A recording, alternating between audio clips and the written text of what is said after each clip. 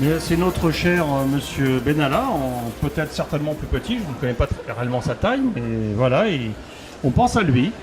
Il est avec nous. 31 août, beaucoup de personnes de toute la France sont venues manifester suite à ces violences policières, en sachant que nous sommes encore beaucoup plus remontés, puisque les violences policières concernent aussi bien les enfants sur des parcs, où on leur envoie des bombes lacrymogènes, ou des grenades de désencerclement ou autres sur des personnes, des passants qui ne sont pas du tout dans les manifestations. Et par exemple, vous avez une vidéo qui s'appelle Rififi à Lyon, où vous voyez qu'on essaye de protéger la population sur l'autoroute au niveau des voitures, puisque la police et CRS tirent sur tout le monde. Tirent sur les cheveux des femmes sur le sol, c'est pas une chose que je raconte, c'est une chose que j'ai vécue. Donc souvent, lorsque je suis témoin parce que je l'ai vécu, j'étais là sur place. Et lorsque je l'explique aux gens qui ne sont pas manifestants, ils sont excessivement choqués parce qu'ils supposaient que c'était une chose que j'avais entendue quelque part. Donc les violences policières existent, oui. J'en ai été témoin. Et voilà, tout simplement. Donc c'est pas du bruit de couloir. Déjà, je vais affirmer une chose par notre cher Jacques Toubon qui défend la Ligue des droits de l'homme. Notre cher Jacques Toubon a bien précisé que toute personne policier qui n'était pas identifié par son matricule pouvait être arrêté par un citoyen, quel qu'il soit gilet jaune ou non, car on ne peut pas l'identifier comme étant un vrai policier. Et c'est exactement ce qui se passe dans toutes les manifestations. Nous avons des policiers qui n'ont pas de matricule, qui sont là, qui nous tapent, qui nous bousculent, qui nous arrêtent, et on ne sait pas qui ils sont réellement. Donc on peut se poser la question s'il n'y a pas de faux policiers, des gens qui n'ont pas... Alors c'est pas une question que l'on peut se poser, c'est que ça existe pour de vrai. Donc M. Jacques Toubon a soulevé le problème. S'ils ne sont pas identifiables, peut-être que ce ne sont pas de vrais policiers, donc à vérifier. Apparemment, il est interdit en tant que policier d'arrêter quiconque en étant masqué. Un policier doit être identifiable ou par son numéro ou par son visage. Et c'est pas le cas. Et ce n'est pas le cas. Maintenant, les gens, comment peuvent-ils se défendre? Nous sommes en train de nous organiser pour arrêter par la suite des événements des personnes qui sont cagoulées, casquées, dont on ne sait pas ce sont de vrais policiers, et de les remettre vraiment à la justice. C'est en cours. On n'en dira pas plus. Ce jour, en date du 2 novembre, aucune enquête n'a abouti suite aux violences policières. GPN fait un travail, mais plus en relation avec la police. Et il faut savoir, c'est que moi j'ai encore la chance de pouvoir vous parler et d'avoir mes deux yeux, puisqu'une grenade est passée au-dessus de ma tête. Mais j'ai la chance, j'ai encore mes deux yeux. Mais je continuerai jusqu'au bout. Et ça a été un choix de la part du rond-point de décider que je vienne ici représenter mon rond-point de Haute-Savoie, Thonon-Mézinges. Que dire? L'organisation se fait au niveau des Gilets jaunes. Les convergences sont en cours, c'est-à-dire que ça a déjà été fait au niveau des convergences des syndiqués. Donc je précise bien des syndiqués et non des syndicats.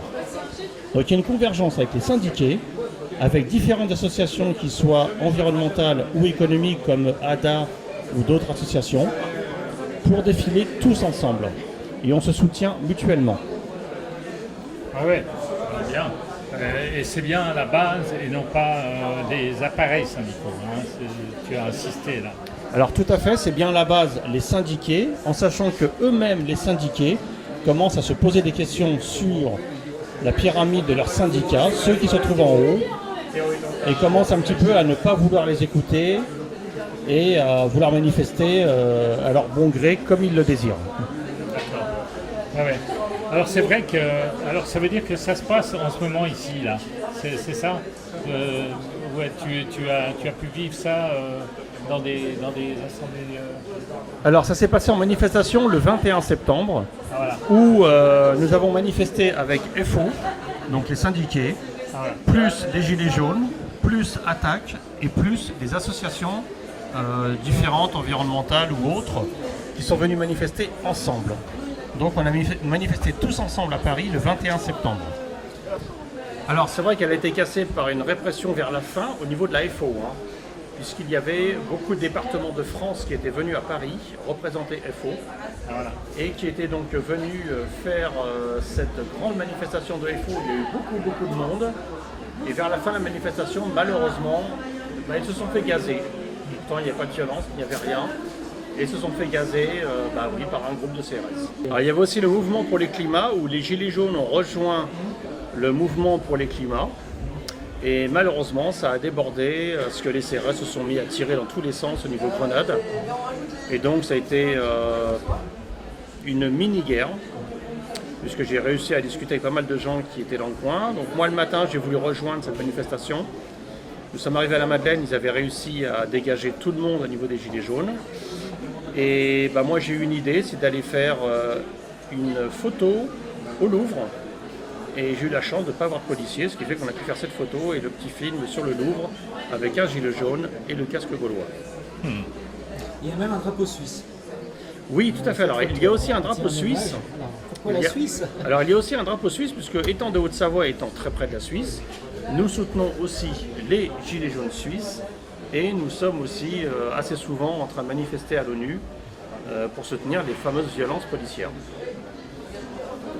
Pour soutenir la critique des violences policières. Oui, vous ne soutenez pas la violence. Oui, soutenir, non, oui, je me comprends, oui, soutenir. D'accord. En tout cas, dénoncer, on va dire. Dénoncer, voilà. Oui, dénoncer les violences policières, tout à fait. Donc, ça embête le gouvernement français, puisque j'ai eu la chance de parler avec des policiers de Paris, puisque lorsqu'il y a eu la réunion au Royal d'Évian, alors ce qui nous a étonné, c'est que, du coup vous allez pouvoir en profiter, c'est qu'il y a eu le drapeau de la Corée du Nord, de la Corée, parce que du coup je ne sais pas si c'est la Corée du Nord ou pas, mais bon, de la Corée, on va supposer Corée du Sud, le drapeau américain, le drapeau français et le drapeau allemand. Soi-disant, c'était juste un accord entre les Français et les Allemands.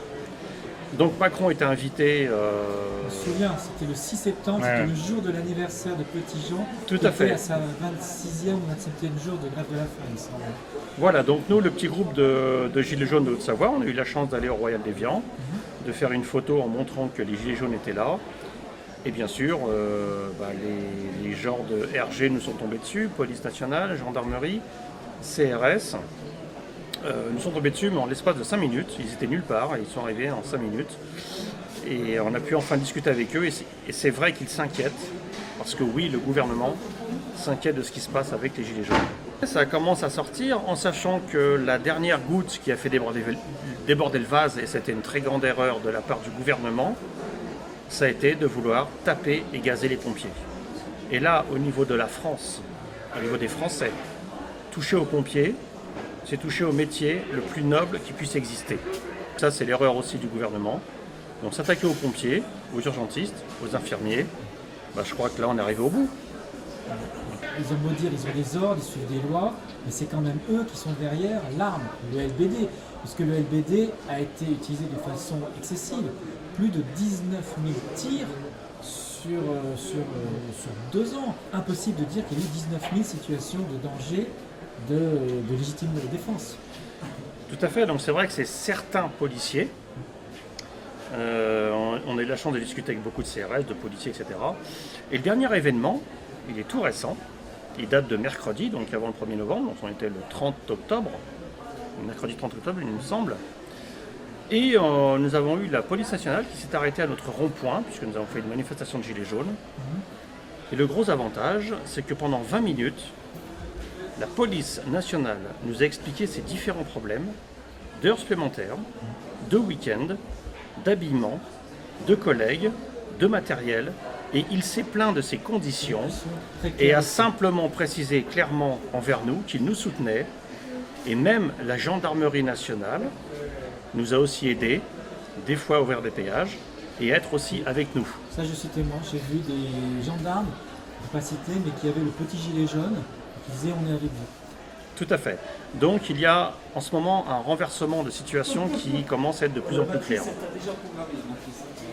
Mais c'est vrai que depuis quelques temps, la police nationale ou gendarmerie se confie à nous lorsqu'ils viennent nous voir, nous parlons ensemble, et se confient en disant qu'eux aussi, ils ont un petit peu ras-le-bol de leur situation et de ce que fait le gouvernement. Et la dernière nouvelle, ça a été M. Castaner qui a voulu débloquer pour les heures supplémentaires au niveau des policiers.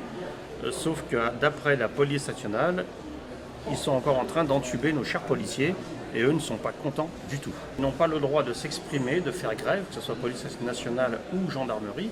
Ils ont quand même fait grève. Mais ils ont quand même fait grève, aussi bien au G7 que dans d'autres situations bien après le G7. C'est vrai qu'ils se sont quand même manifestés en faisant grève. Voilà. Et on les a même soutenus, nous, en tant que Gilets jaunes, sur Thonon-les-Bains. Il y a quelques mois en arrière, lorsque les policiers de Thonon-les-Bains ont fait grève, ils ont refusé de sortir du commissariat et de mettre des amendes. Et on est venu devant leur commissariat les applaudir. Ils étaient tellement contents qu'ils sont descendus du commissariat et faire des photos avec nous, avec les Gilets jaunes. C'est intéressant, donc ça ne sait pas. Donc ça veut dire qu'une convergence avec la police est possible. Alors nous sommes en train de le faire, c'est-à-dire que nous discutons sérieusement avec eux. Nous leur faisons comprendre qu'il n'y a que deux camps qui existent, ou la corruption avec l'État, ou avec le peuple. Sur l'IGPN, il faut savoir c'est que les Gilets jaunes ont eu une réflexion en demandant qu'il y ait une institution à part privée qui n'a rien à voir avec la police et qui puisse faire des enquêtes beaucoup plus honnêtes et sans prendre parti pour un camp ou un autre.